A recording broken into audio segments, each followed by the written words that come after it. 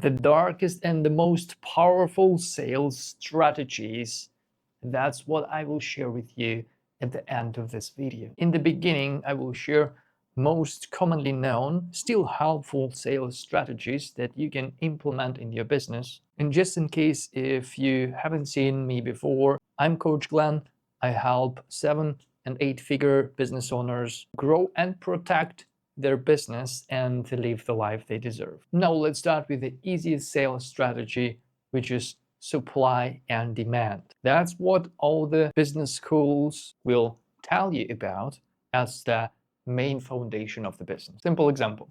Let's assume you're in Hong Kong visiting the city and now it starts raining a bit. And now you see an old lady on the corner of the street who is selling umbrellas. You're thinking, oh, I might need one. So what are you doing?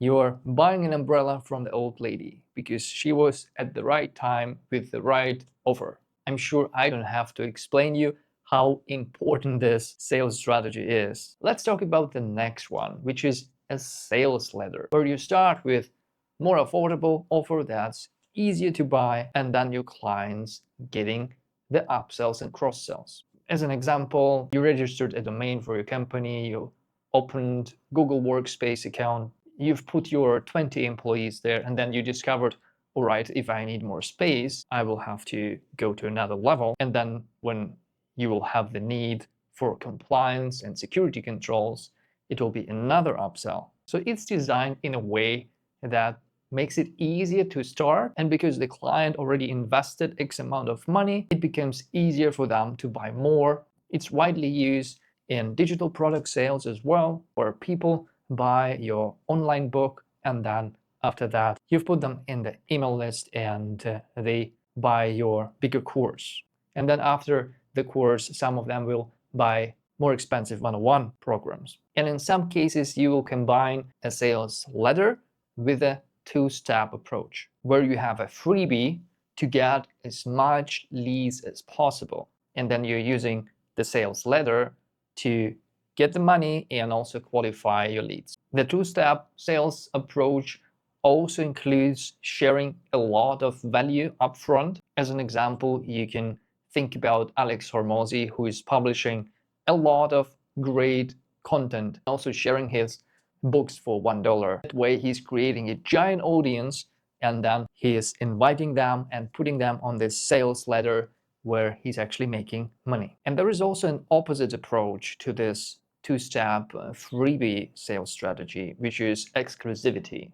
Think about Rolex. Hard to get, you have to wait, and it's not for everyone. The whole point of this sales strategy is to create this feeling of being special, which also gives eventually a feeling of accomplishment when the clients are able to purchase. It is mostly common in luxury products and high-tier pricing, but it can also be partially applied in mass market if you use limited availability as part of exclusivity, like Apple was doing with some of their new iPhone releases, so that in some cases people would pay double to resellers who has the new iPhone available. Let's go to the next sales strategy, which is aggressive selling. It's not the most efficient one long term, but if you need profit right now, then it's working pretty good. As an example, imagine some Egyptian market and you're going there and people are grabbing your hand, and until you buy something, you will not be able to go somewhere. Basically, it's just taking your offer and push it through the throat into your client, and it's not super sustainable, but if the money is needed now, can be used. And as a comparison, let me give you a long-term sales strategy, which is the social proof strategy. As an example, using a known person, let's say Cristiano Ronaldo advertising a Binance exchange. Or you can use regular people feedbacks, but in a bigger amount, thousands, and that also works to convince people that if other people do that, I will also do that. Think about Amazon pages and how they use those reviews. If hundreds of people bought this, then I can also buy this. And now let's go to the dark stuff. sales through addiction. And it's not only the most common examples like cigarettes or loot boxes in a video game that uses the gambling addiction on kids. It's also about all the situation where it's just super hard to quit. Because what is defining addiction? It's a regular usage and high barrier for quitting. And you will see those examples in B2B markets as well, like the famous cloud services where you start putting all the servers with your, let's say, content production in one company, and then it will be almost impossible for you to start using other companies' servers. And not only that, you will find in the contracts that they will actually charge you if you would want to migrate your data to another company. And the second of our dark sales strategies. It's ancient and extremely powerful. It's called create a problem, provide a solution. Here's an example. A village in Latin America, San Marino, approximately 100,000 people population, and they have a natural source of water.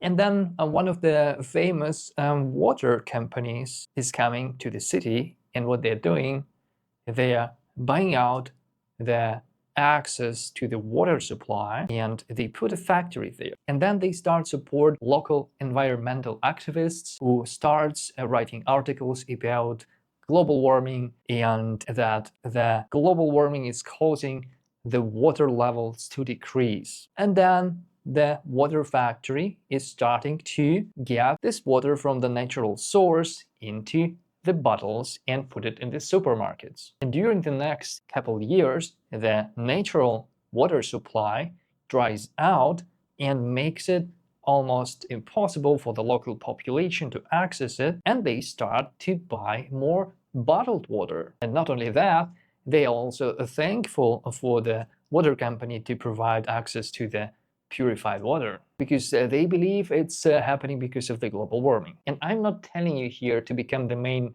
villain and be the most evil person in the world. I'm telling you what businesses use right now and what other business coaches will not tell you, that those are the most efficient sales strategies. How to use them without losing your humanity? It's a question to you. I'm here as a business coach. And the last sales strategy, which is the third darkest strategy in the world, is to make people believe that it's not actually a sale, but a natural obligation. You want an example? When you are paying taxes in your country, do you really see everything you've got for your money? Does it sound like a fair transaction? If you would look at this as a business transaction, not really, but the government is not positioning it as a business transaction. Even you're basically paying for the government services. It is positioned as your duty as a citizen. So this larger business group, which is called the government, made other people believe that it's their obligation to pay them, so that the actual customers, you, will not ask, oh, what I'm getting for this money? Am I satisfied with the services for my money? And as a business coach, I help my clients to wisely implement the best sales strategies that I mentioned and a couple others in their businesses to grow it, to protect it, and of course, to live the life you deserve. Stay profitable, click like and subscribe to this channel. Your Coach Glenn.